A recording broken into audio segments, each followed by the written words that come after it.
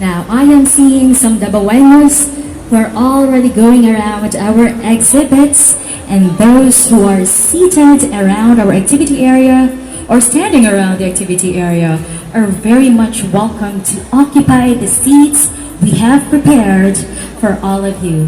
Because this learning session that's going to happen this afternoon is not only for those in the industry, but also to every Davaoeno who wants to be updated with the design and construction industry. All right, so once again, I know that you have been waiting long, so I will not keep you waiting. Let us now move on to our first keynote speech of the afternoon. Our first keynote speaker comes from NEDA Region 11, and he will be talking about Davao City Infrastructure Modernization Plan for 2018 to 2045. He is a licensed environmental planner with specialization in integrated urban engineering. He has a master's degree in engineering in municipal water and infrastructure, specializing in integrated urban engineering from UNESCO Infrastructural, Hydraulic, and Environmental Engineering in Delft, the Netherlands. He is also currently an associate professor in the Graduate School on Environment Planning at University of Mindanao. Now, I know that you are very much excited to meet him and to hear what he has to share to us this afternoon. Let me welcome here in front the Chief Economic Development Specialist of NEDA 11, Sir Mario Madronero Realista.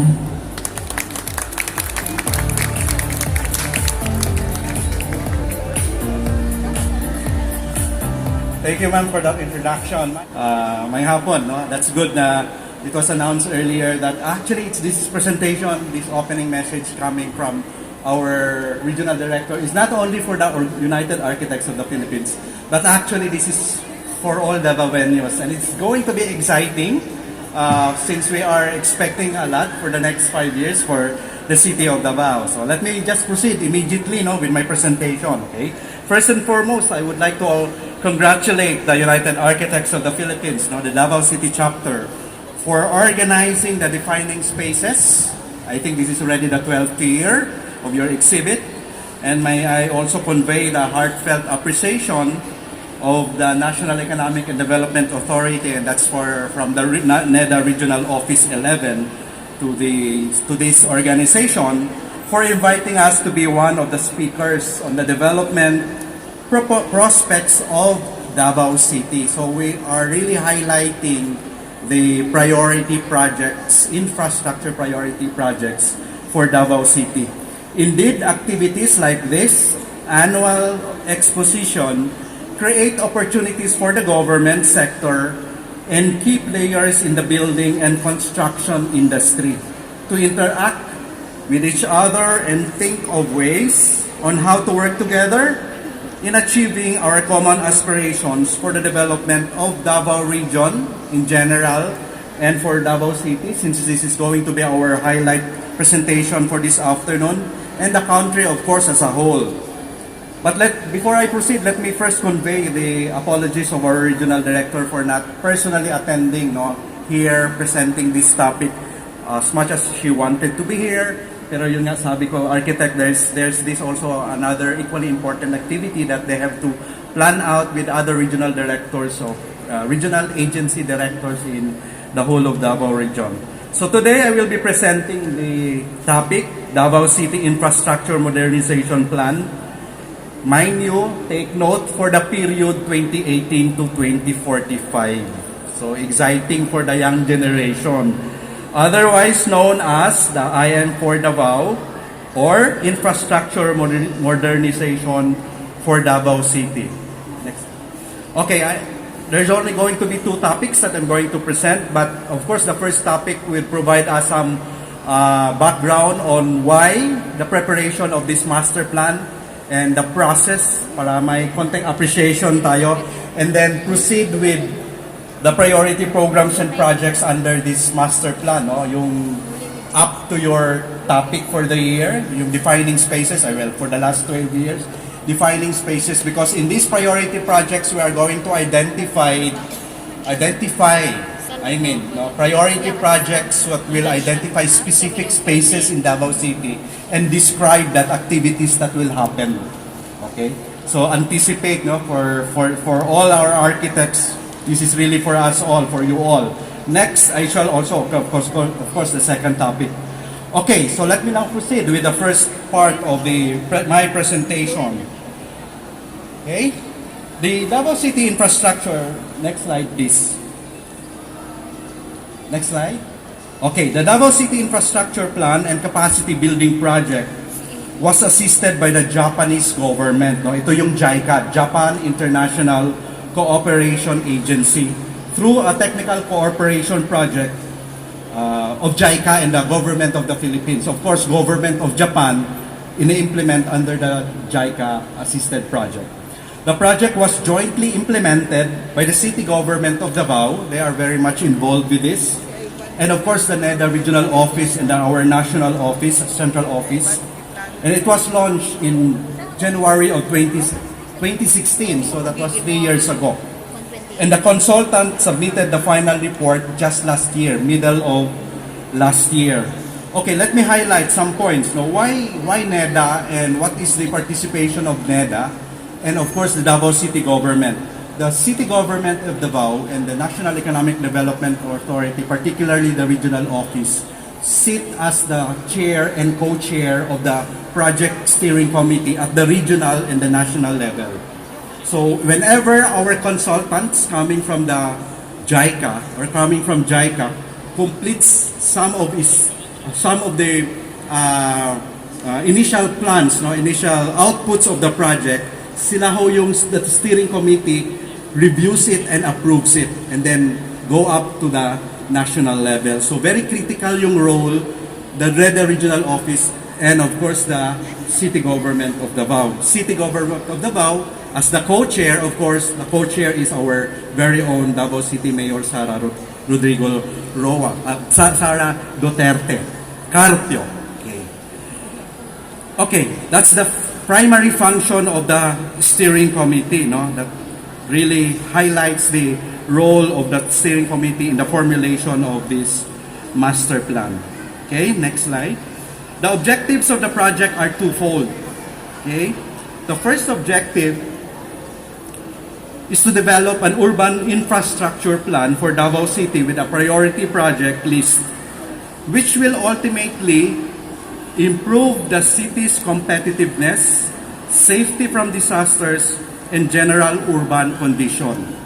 The project shall also support the planning and implementation of infrastructure development effectively and efficiently through capacity enhancement of NEDA regional office and our national office together with the city government of Davao. So it's both the formulation of the master plan as well as the capacity building of the city government of Davao and the national and regional office of the NEDA. Okay, for the outputs, the deliverables of the IM4 Davao are as follows. Next slide. An urban infrastructure development plan, that's the first output, which focuses on land uses, roads, urban, transportation, water supply, solid waste management, and others, with a short-term target year of 2022, the mid-term target year of 2030, and the long-term target year of 2045. So there is the 6-year short-term, there is the mid-term 2030 list of projects, and there is that 30-year projection of implementation of priority projects. Second, a set of proposed priority projects based on prepared urban infrastructure development plan, which will serve as references for annual and midterm investment plans for Davao City. So it has to go through the planning process and the investment part of the process and then proceed with budget and actual implementation. Kasi may sinasabi na puro lang tayo plano without even looking at it na ma-realize siya. So later I will explain paano yung process na in-shepherd ng NEDA Regional Office together with the City Government of Davao that the priority list that will be presented later goes into the regular investment programming of our national government agencies, will get the budget and then actually going to implement it. Later also, I'm going to present yung mga updates na.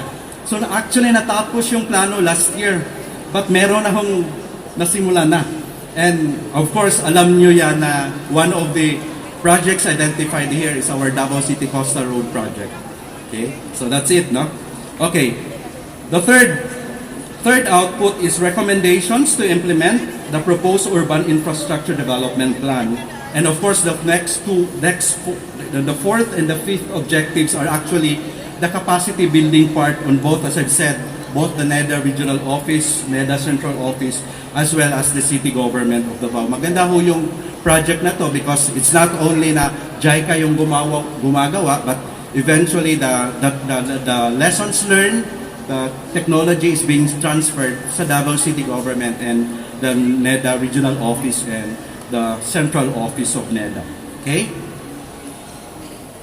Next slide. In formulating this master plan, rigorous and intensive consultations with various stakeholders from the government, academe, industry players, and the private sector were conducted. The IM for Davao was endorsed by the City Development Council of Davao, the Regional Development Council, so it goes to the regional level, and then eventually to the NEDA board. Okay? NEDA board is actually, the chair is no less than our president. Okay? Sila ho yung the NEDA board is the highest planning body at the national level that looks into our plan and investment and approves the implementation of priority projects of the government. Okay? During its meeting last December 14, 2018, just last two months ago, this plan was adopted. The priority programs, projects, and activities. What do we mean by adopted?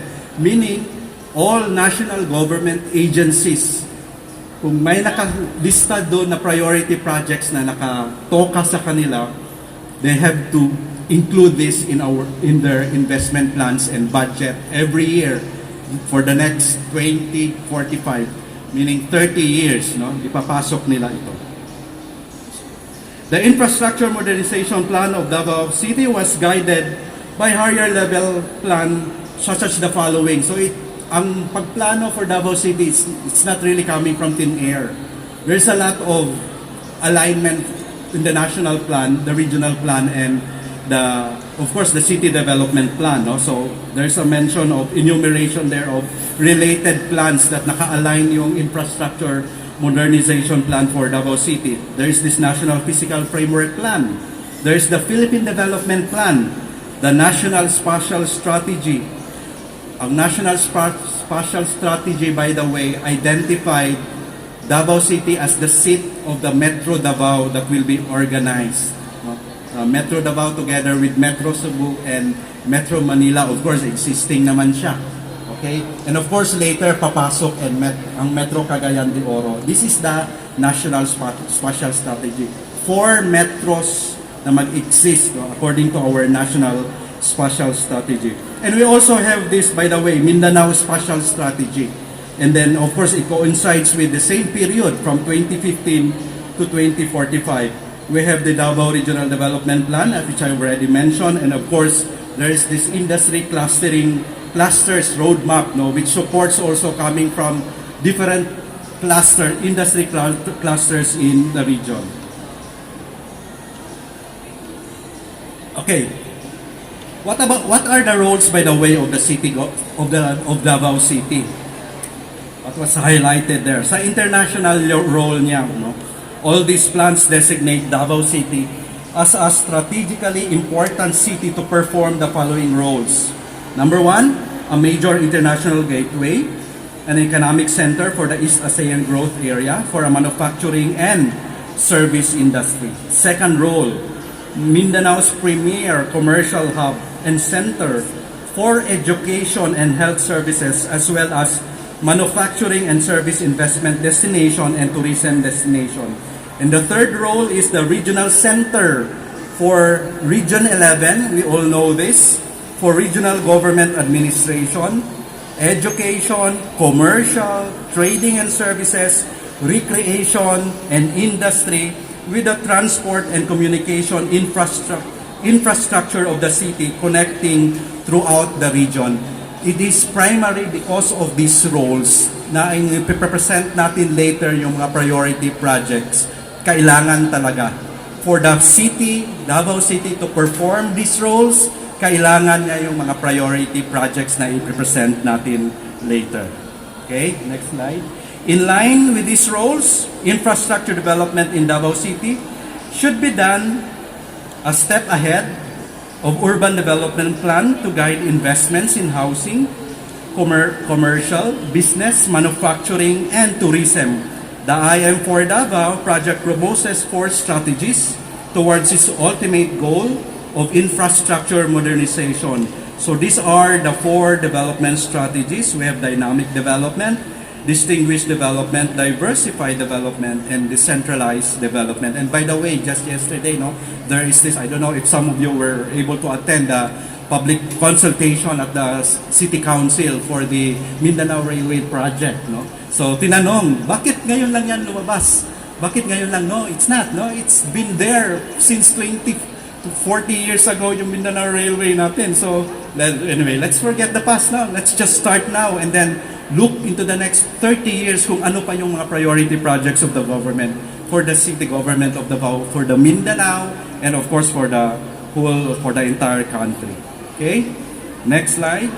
Davao City Special Development Strategy of Davao City directs to a polycentric urban structure. So ito yung ini-envision natin na distribution of the activities all over the city, polycentric, hindi ho nagko-concentrate lang sa poblasyon. Kaya kung nga na siya, magtapok ta, daghang kayong problema kung magdasok ta sa city center. So there is this polycentric urban structure. The shift from a monocentric structure to a polycentric one will greatly benefit the citizens and their communities since they will have their own centers with unique features and traffic congestion will be mitigated. So for those coming from perhaps in Mintal, you don't have to go in the inner city.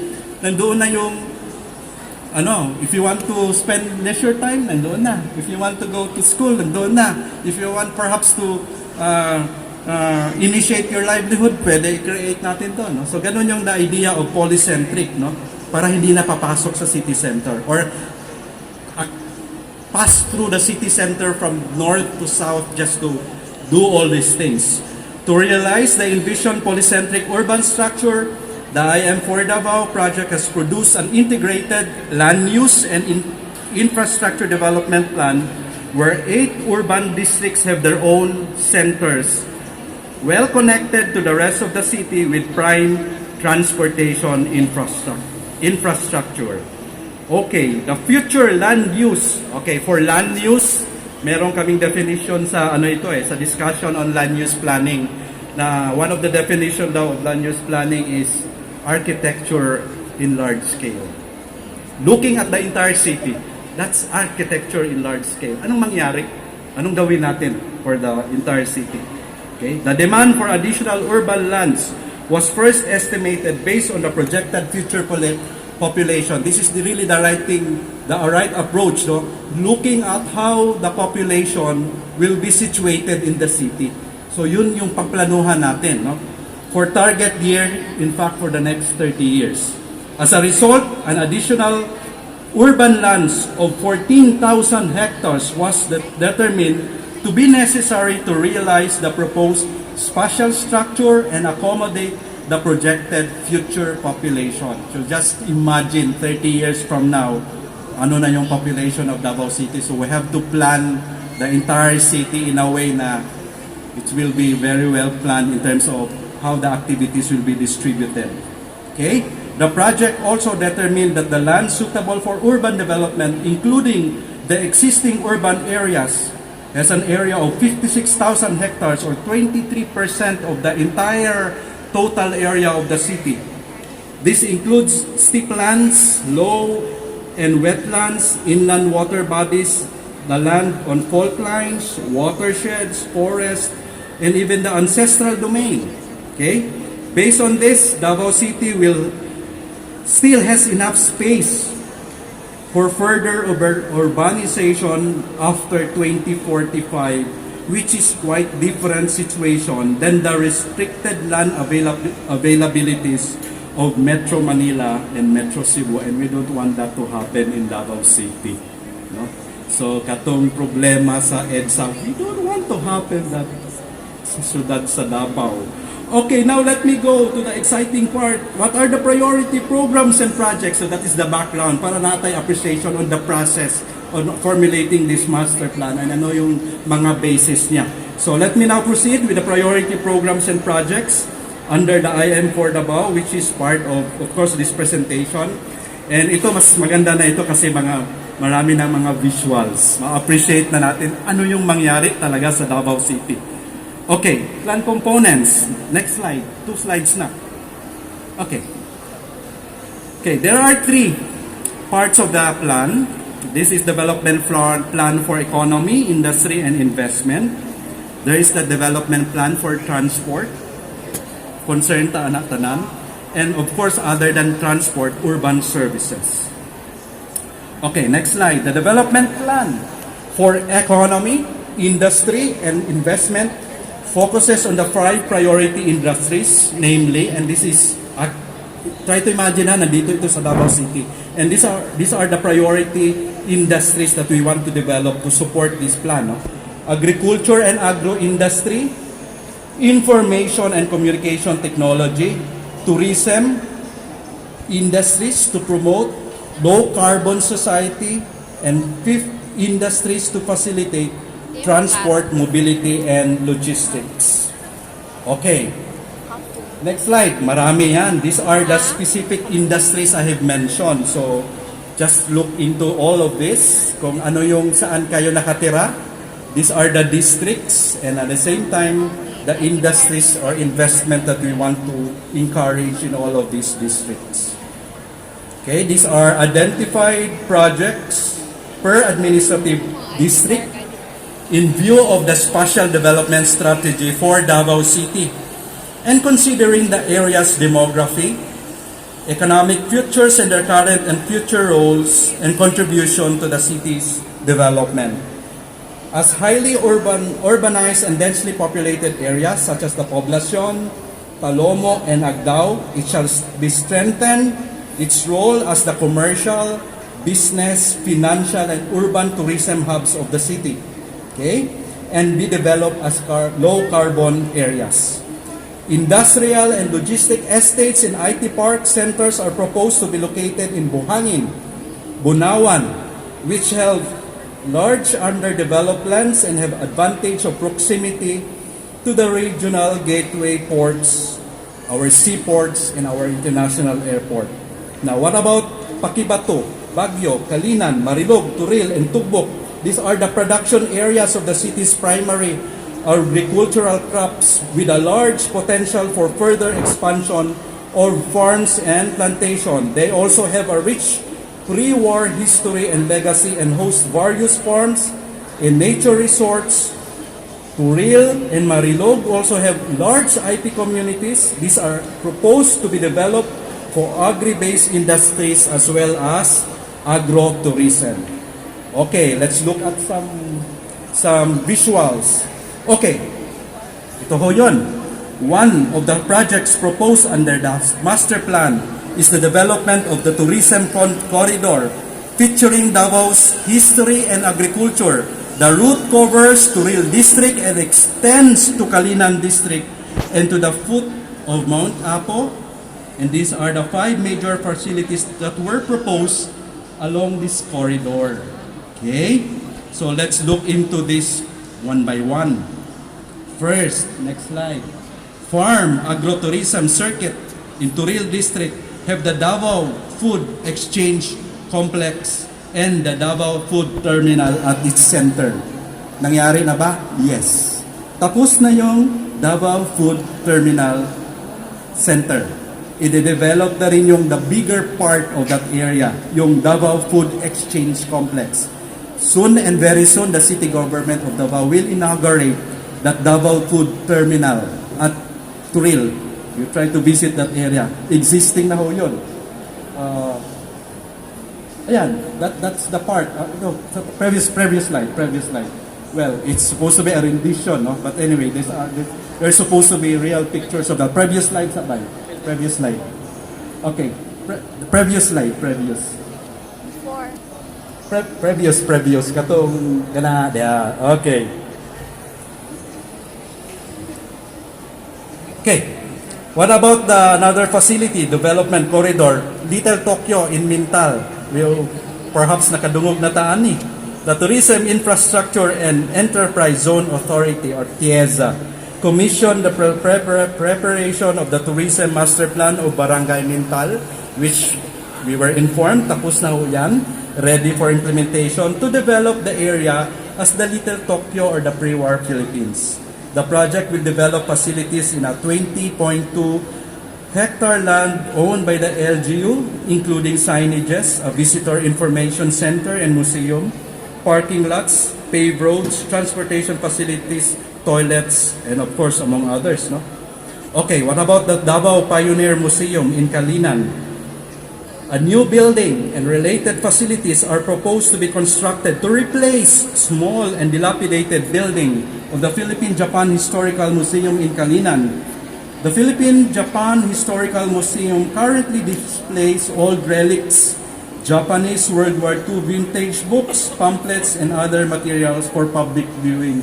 Perhaps pag yun mo, kabisita din ha, bisita din mo pa nagsa. Kay, for us all, Davaoenos to appreciate our history. And then later, it's going to be developed. Okay, next slide. Madayao Travels Facility is proposed to be developed in Los Amigos, located along the Davao-Bukidnon Road.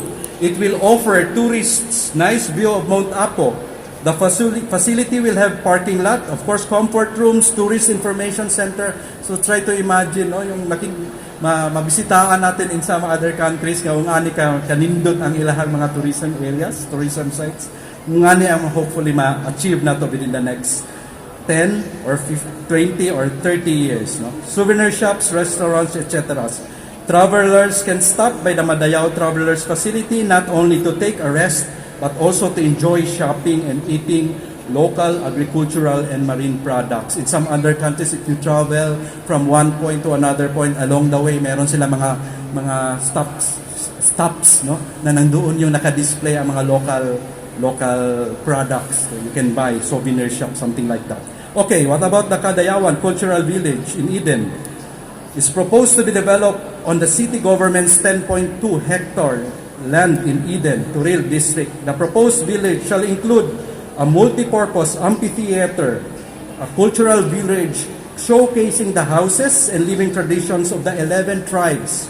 So kung naatay paano ba yan? 4 days ana sa katong gina-display dito sa Magsaysay, dalon yun dito on a bigger scale, no? Prayer areas, restaurants, souvenir shops, parking spaces, comfort rooms, etc. Okay. Next slide. Development plan for transport. Ito, interesado tayo lahat nito. Okay, for short term, next in the development plan for transport, for road network and transport, the short term,